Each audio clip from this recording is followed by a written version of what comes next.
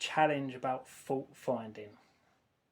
The challenge with fault finding now, an awful lot of fault finding is normally fairly simple. Might take 10 minutes sometimes. Oh, by the way, have you tried flicking this on? Might take half an hour, a little digging, and you find it. It's normally quite obvious. Normally water ingress. Normally. Some cases, the teeny tiny minority of cases, I've had a lighting circuit and the RCD would trip every 10 minutes roughly with the lights on. I had to go unplug a light completely from the circuit and sit there reading a book for 10 minutes to wait for the RCD to trip, or if it doesn't trip, it's likely that part. That took me about 3 hours to solve. This particular one was in a warehouse. I got called out to these guys, it might have been about 3 months ago, and they said roughly every other weekend a breaker would trip, won't go bang, it just silently trips. And this is high up, this is like 4 meters in the air or something like that. And I said to them, it's so intermittent, it's not always there, it's going to be so hard to find, because they had about 14 lights on this circuit. They had a number of sensors, motion sensors that were triggering them. And I was saying, if it only happens on the weekend, have a look on the staff rotors and see if anyone happens to be in that particular weekend. Maybe they're plugging something in, maybe there's a socket off the lights or something like that. And I said, this is going to be an absolute nightmare to find. We might have to replace light by light or something. Anyway, I got called about 6 weeks later, and it just tripped again, and they had a director coming to visit. So it was a bit of an urgent thing. They wasn't really bothered that whatnot. Anyway, I got there, and it was another staff member, and I was saying what I said last time. We flicked it back on, went upstairs into the warehouse part to have a look at the lights, and I was saying, you know, it's going to be so hard to find. I've put a quote in with management. We're probably going to replace half the lights in one go, see if that works. And just so I was saying that, it went bang. And I mean, it's not the loudest bang I've ever heard, but it was a loud bang. And the staff member actually caught it out of the corner of his eye, and we looked up and it was like, oh, found it.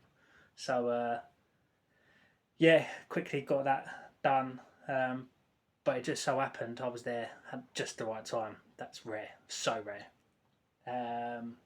I had a property in Maidstone recently. I was getting hit by 2 faults. It took me about a day in total, spread across 3 days. So I had to do adjacent day visits because it was so intermittent.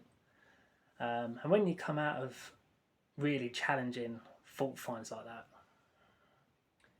you're really using your brain. You're trying to go back to the book. You're thinking about the science. You're pulling little bits apart, seeing how it works.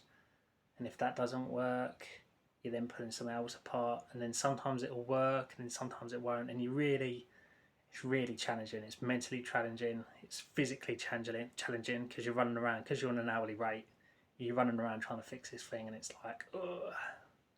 And yeah, I come away. I did a 4-hour stint on the middle day, and that was me done. I was knackered. I was like, I've literally done a day's work in 4 hours. I was proper mullered. We managed to get it in the end. Or got both of them in the end. Nightmare, honestly. But that's the challenge you have with fault finding. Another one, I had it was a USB charger. I haven't got one with me. You know, your little plug in and you get the cable and then you charge your phone or whatever. That was plugged in somewhere. I was doing dead tests before I turned it on, all fine. Flicked the RCD on, within 2 minutes it flick off.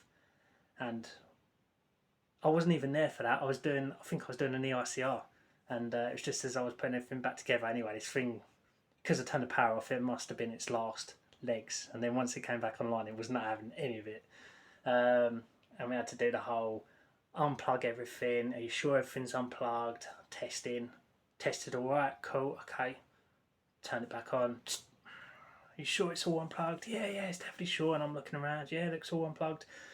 There was this flaming plug, USB plug, plugged in like right out of the way that no one even really thought of that was causing it.